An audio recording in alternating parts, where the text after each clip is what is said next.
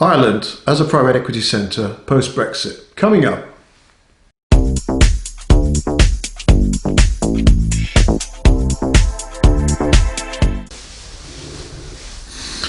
So in this video, I'd like to talk about Ireland as a financial centre, and specifically from the point of view of private equity or mid-cap private equity.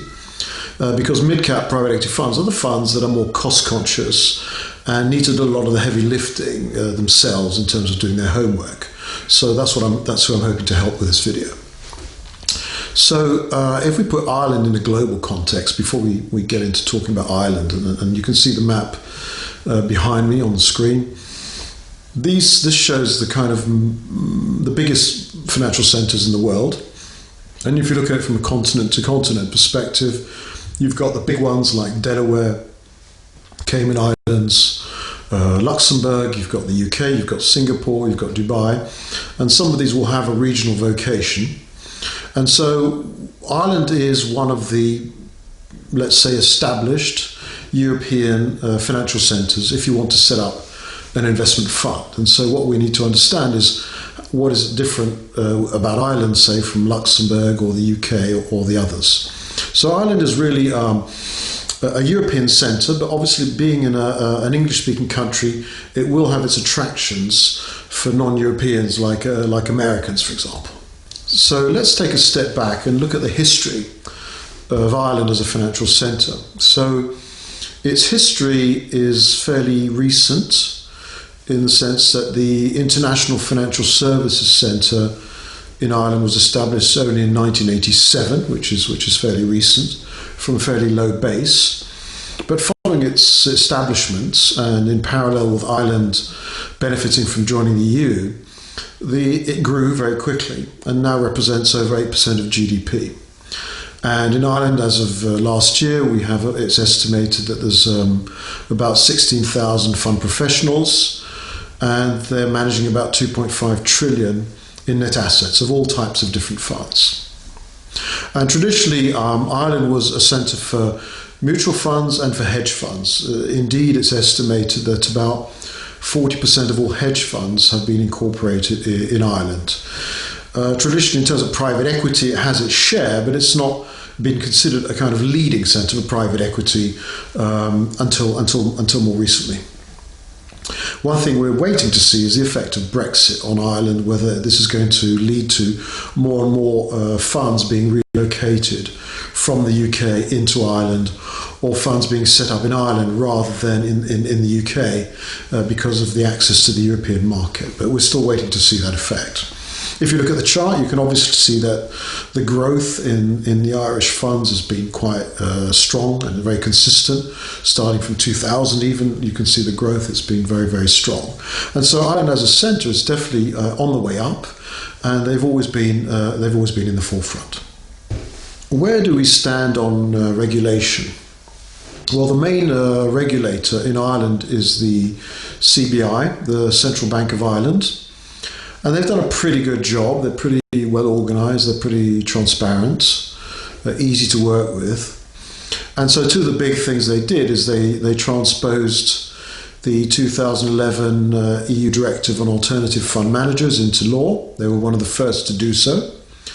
And secondly, they've transposed into law the MiFID II directive, so the Markets for Investment Fund Products, which came out in 2018. MiFID II was a kind of improvement on MiFID I, which was taking care of some of the defects that were contained in MiFID I. And so what is the main trend for regulation? Well, one of the main trends in regulation is towards more substance tests for alternative fund managers. What does that mean? Well, what that means is that you have a fund manager who is an authorised alternative fund manager based in Ireland, and you may get a group in the UK who wants to market their fund to European investors or attract European investors into their fund. And what they will do is they will set up an AIFM in Ireland, but then get that AIFM to redelegate all the functions back to the UK group because all their people are in London. And so this gives rise to what's known as a letterbox effect. And we expect with Brexit in particular that the European authorities are going to be tightening up on letterbox effects and wanting to see that the fund manager, the officially registered fund manager, has real substance in its operations in terms of numbers of people, where people are really resident, and what's really done in the IFM, rather than what's delegated somewhere else. So let's look at it from a private equity point of view when it comes to the regulation umbrellas that are in place in Ireland. So you've got UCITS, which is the regulatory framework for mutual funds. So that's for funds that invest in quoted instruments and collect their money from retail investors. And so I won't consider that in much detail.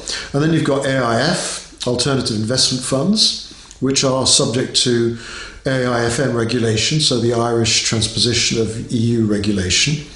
And this is relevant to hedge funds, private equity funds, real estate funds, and other types of so-called alternative investments.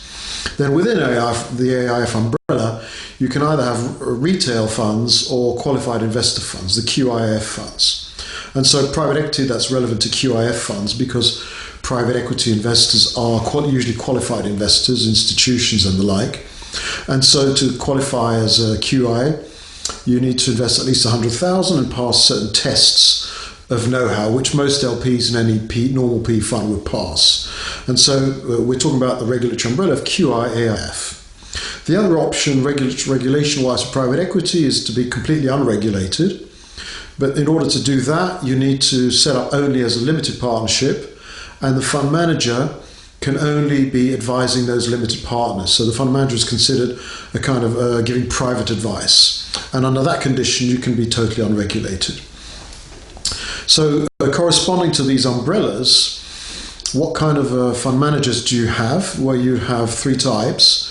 You would have the regulated AIFM type fund manager who has a higher capital requirement and is allowed to provide a broader range of services and to market the fund. You would have the regulated but non-AIFM type fund, which is a little bit more restricted, which has a minimum capital requirement of 125,000. And then you have the purely unregulated manager, but which is only allowed to give advice to its own LPs in its partnership. So when it comes to setting up the corporate vehicle that's going to be used for the fund and for the fund manager, so usually two corporate vehicles. So typically the fund manager is a limited company. That's pretty much across the board is what's used, unless it's an internally managed group. But in terms of the fund, you've got the choice of investment companies, unit trusts, ICAVs, CCFs, and ILPs. So you've got 5 potential vehicles. And so some of these have legal substance, some of these don't. So you've got investment companies, which are simply like a limited company or public limited company. And these can be set up in UCITS or AIF form, so that's one option. And then you've got unit trusts, which are specifically Anglo-Saxon creations, so they're a bit less popular with civil law type investors.